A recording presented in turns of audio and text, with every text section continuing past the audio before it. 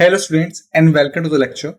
So students, as we know that we have started the static part of economics and we have covered till market structures. Okay. So in this lecture, we are going to start with another topic of static economics. So let's start.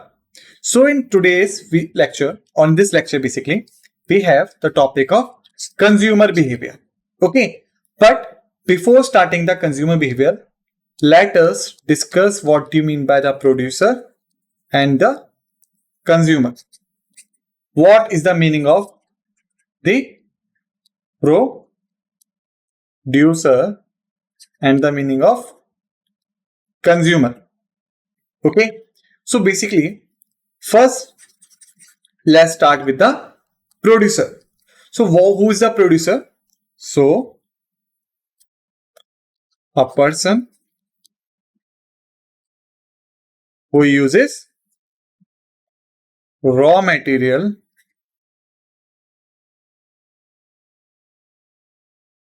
to produce goods after certain procedures. Okay. And if we talk about the consumer, then he is the person who consumes the produced goods of producer. Okay. So the producer is the person who used the raw material and convert it into the goods after certain procedure. Similarly, the consumer is the person who consumes that products. So you can say, if there is a person at bakery who uses raw material like wheat flour and then he is converting it into the bread. Okay. So raw material was wheat flour. After certain processes, he converted into it bread. Then there is a person who purchased the bread and consumed it. Okay. So in this situation, the person who was at the bakery, who was using the raw material and who was converted the raw material into a finished goods like bread was a producer. And the person who purchased the bread and consumed it is the consumer. Got it? So now I think you have got a difference between the consumer and producer. Now the second term is consumer behavior. Okay, so what behavior refers to set of emotions and actions based on thinking process and references. Okay, so behavior is basically the set of emotions and actions which is based on the thinking process and references. So when we are talking about the consumer behavior, then basically we are talking about study of how individuals and households make decisions to allocate their available resources such as time, money and effort in the consumption of goods, services and experiences. Okay, so basically you can say, if there is a household like this house which having 4 people, then how these 4 people are using their money, their time, their efforts to use various goods and services like A, B, C, D, E, F. Okay, how they prefer them, how they using them, what are their needs and requirements. All the study of these things is known as the consumer behavior. Got it? Now, let's move forward. So basically, understanding the consumer behavior is crucial for businesses, marketers, policymakers, and the economists because it provides insights into why people buy certain products or services, how they make choices, what factors influence their decisions. Like, just take example, if this is a person who wants to start a business, who wants to produce something, and he has to target these people. Okay, then he found that these people having preference to drink A out of drink A, B, C, and D. Okay, then if this person wants to produce something for whom? For these people. And then he found that these people have their preference to drink A or good A over B, C, D. Then what he will do? He will do the factors that influence their decisions. Okay, because he is the businessman, because he is the marketer, because he is the policymaker, and because he is the economist. So because of these factors, he is responsible to study their audience first before producing the goods and services. So I think now you have got a basic introduction of consumer behavior. Now let's move forward. Now let's discuss about factors influencing consumer behavior. Like, what are the factors which influences the consumer behavior? First is the cultural factor. Cultural, subcultural, and the social class can significantly affect consumer behavior. Cultural norms, values, and beliefs shape preferences and consumption patterns. Let's discuss it. Suppose if there is a person who belongs to a vegetarian culture.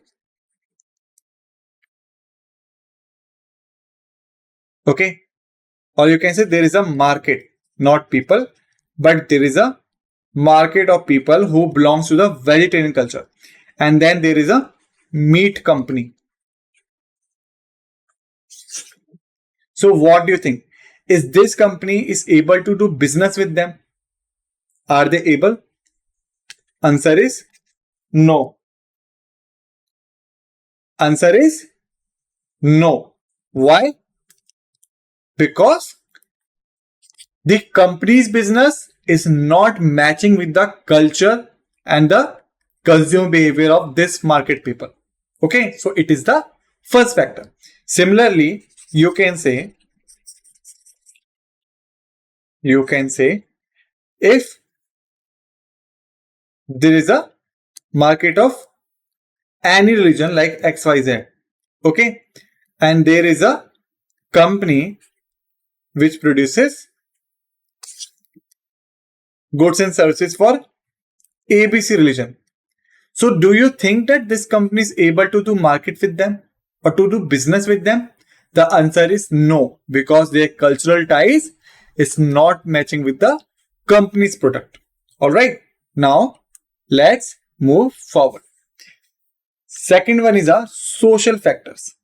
Reference groups, family, social networks, and social influence play a role in consumer decisions. And basically it is derived from the advertisement. Okay, you must have seen ads, you must have seen advertisement at your places, on your mobile phone, on your laptop, on the various sideboards alongside the roads. So these are the social factors. And also sometimes you getting the things recommended by your friends and family. Just suppose this is you and this is your friend. This one consumed the drink XY. He found it very good. He reached you and he said, hey, you have to go to the shop and buy XY, bro. It is very amazing. It's such kind of things is being telling by this person. What would you do? Definitely you will go to buy X and Y. Okay. So what is this? It's a social factor. So the groups, the family, the social networks, the social influence plays a significant role in consumer decisions. Okay, because as a human or as a consumer, our mind is tentative for the recommendations and the reference factors. Okay, so when we started getting them, ultimately we trying to consume that things. Okay, thereafter the next one is a personal factors. It's basically the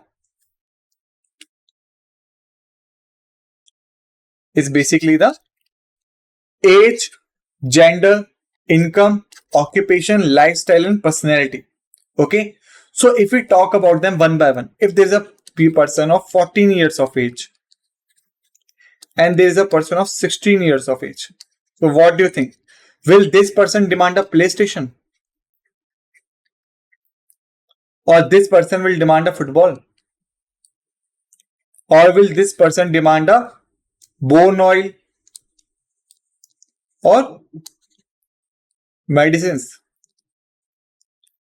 Is this possible? The answer is no. Because their age factor does not permit them as a normal way. If someone is extraordinary, then I can't say. But in a normal circumstances, it is not going to happen. So this person who is demanding these things will belong to 14 years of age. This person who is demanding these things will belong to 60 years of age. So this is the age factor. Got it? Now, come to the gender. If the person is male, he will demand what? He will demand a belt, purse, sunglasses, watches, all these things. Okay. If there is a female, she will demand makeup items, cosmetics, okay, perfumes. Again, I'm telling you, this is just an example. Do not take it personally. Okay. Just an example. Okay. So if this person wants to produce things, but to produce male ones, then will he produce makeup, cosmetic, and perfumes? The answer is no, because the target audience and the consumer which he is targeting, their behavior is towards belt, purse, sunglasses, and some masculine things. Okay, just an example, some masculine things. But if this person has to target female audience, then definitely he will go to the makeup, cosmetic, perfumes, and female dresses, because now his consumer behavior will be inclined towards these items. Okay. Thereafter, if we talk about the income, like if there is a luxury car brand like Audi, I'm just taking example, and there is a people who having a capacity of buying car between 10 lakhs to 25 lakhs. So can you say Audi will produce a cars for them? The answer is no, because Audi's target audience is income group of more than 40 lakhs. So income is another factor. Okay. Similar like occupation. If a person is a doctor, he will demand medical kits. Similarly, if a person is lawyer, he will demand stationery and lawyer things. Okay.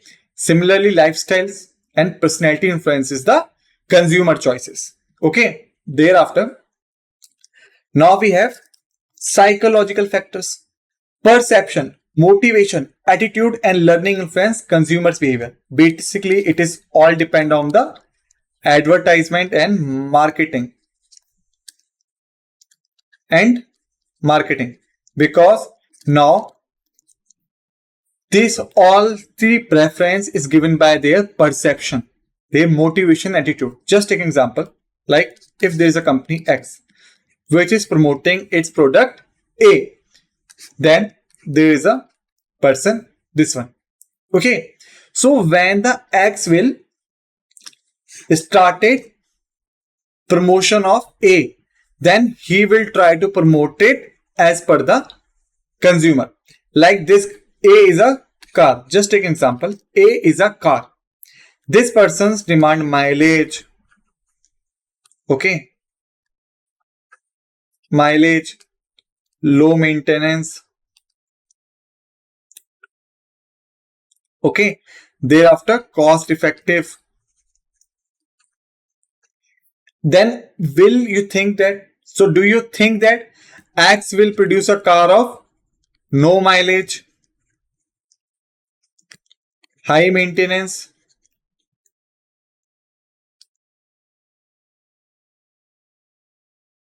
costly? Do you think that X will do it? The answer is no, because the consumer's perception is for mileage. His motivation is for mileage, low maintenance, cost effective. Also, his attitude towards the automobiles is driven by these factors. But you are producing these factors in front of him. So, what do you think what will happen? This person will not give preference to your model. Not give preference to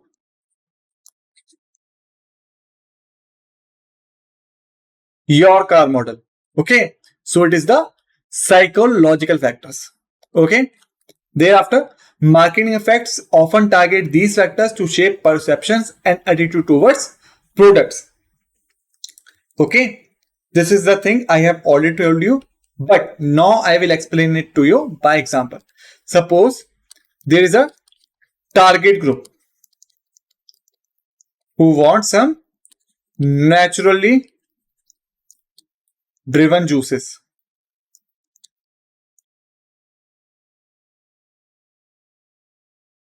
Naturally driven juices. Okay. And there is a company XYZ. If this company wants to produce the items for these people, and then he know that these people are looking for naturally driven juices, so will he sell his juice to them in name of flavors? The answer is no, because flavors are artificial and their target audience is looking for a natural juices. So what he will do? He will use word natural juice while promoting his product to these people. Okay, so this is an example of psychological factors. Now, second term is a decision making process. So what do you mean by decision making? Basically, you can say a policy, or more precisely a procedure to take a decision while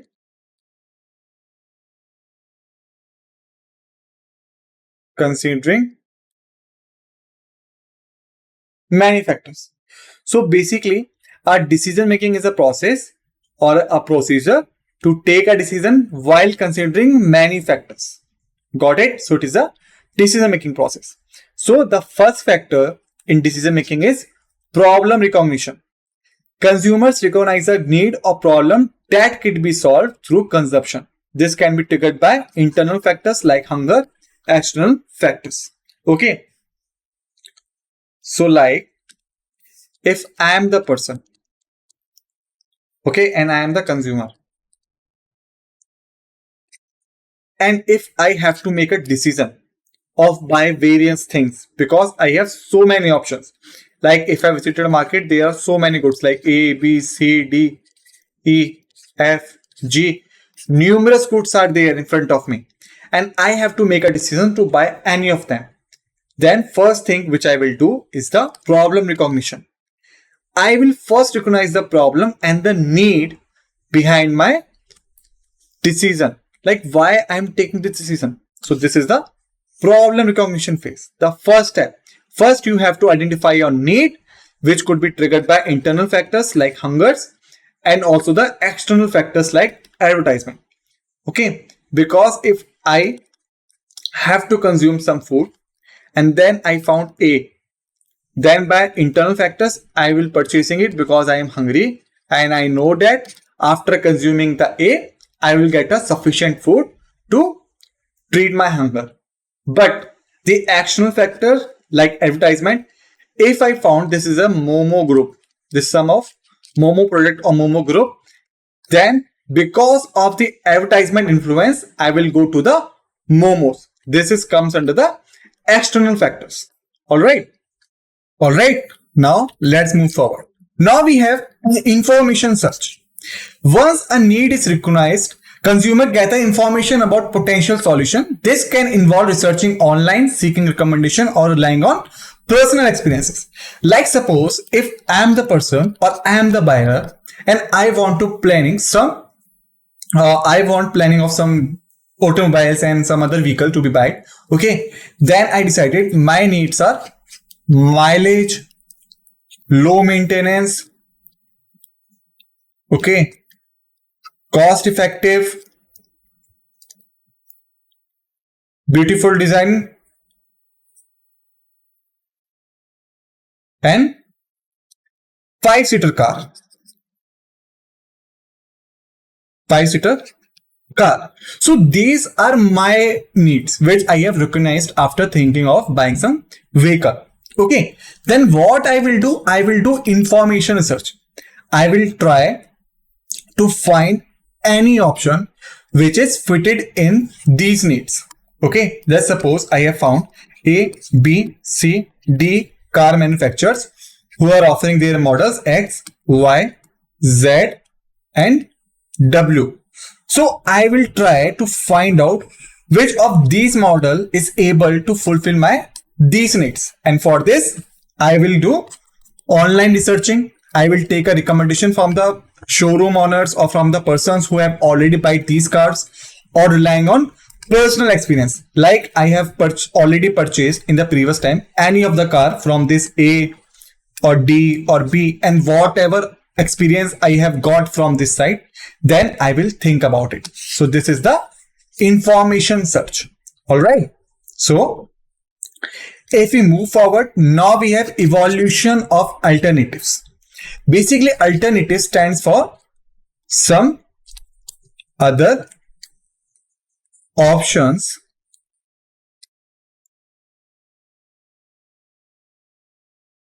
available in market. Okay, I will look for some other options which are available in market. So it is the alternatives. Okay, like suppose if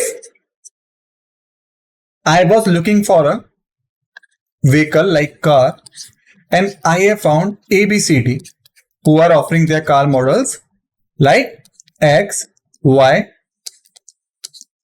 Z, and W. Okay, and I have selected X. X is in preference of mine. Then what I will do? I will compare X with Y, Z, and W and will try to find out the best possible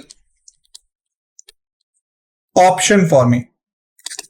Best possible option for me. Okay.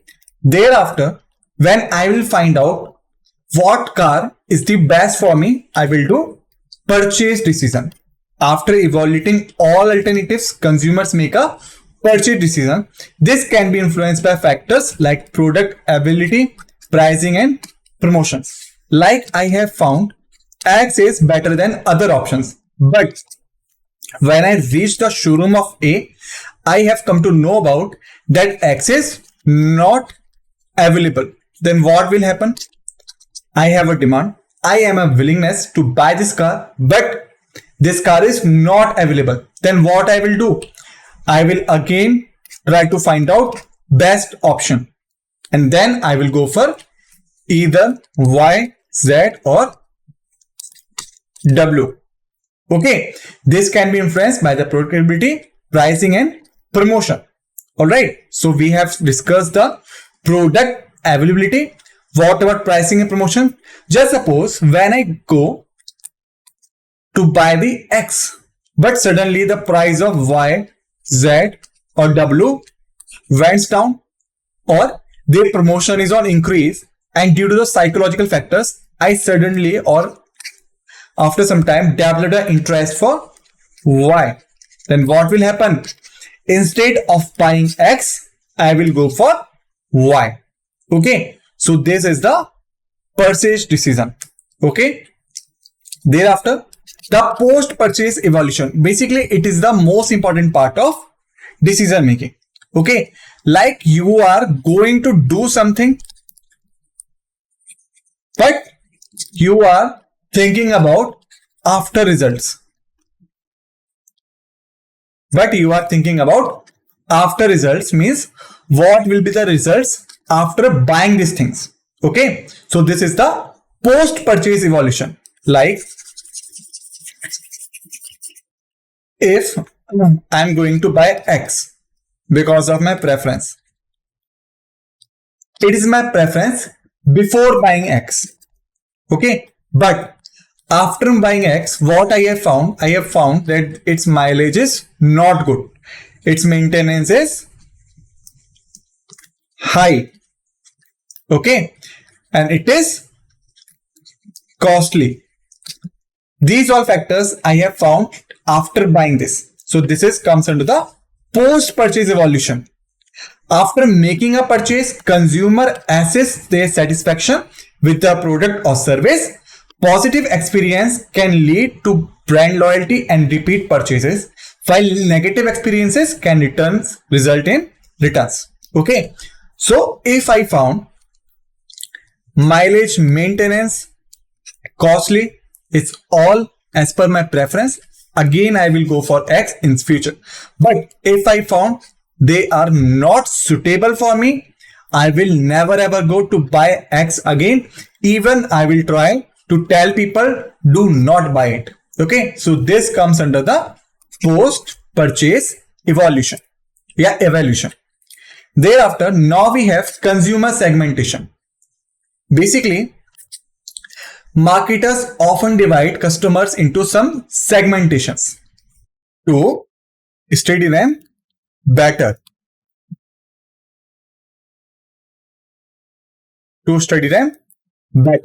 Okay. Like there is a marketing group.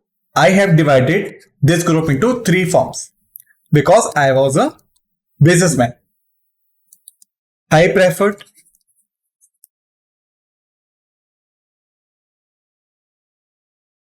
medium preferred, potentially preferred.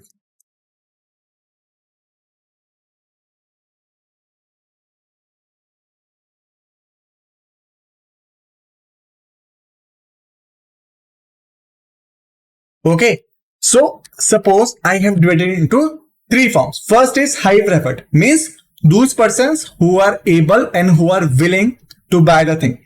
Okay. So if I approach them and I just meet their needs, they will purchase my services and my goods. Thereafter, second one is medium preferred. It means that these persons are not so convinced to buy the items from me, but if I little bit pursue them,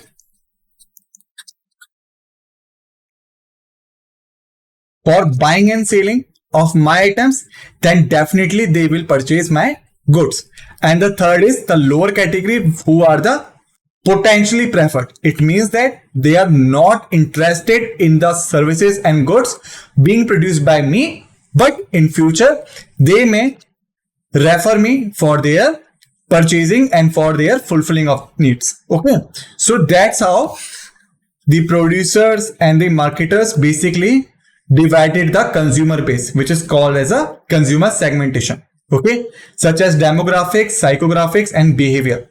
Also allows them to tailor marketing strategies to specified consumer groups. Like if I want to target the high preferred, what I will do? I will just list their needs and then will reach them as per their needs.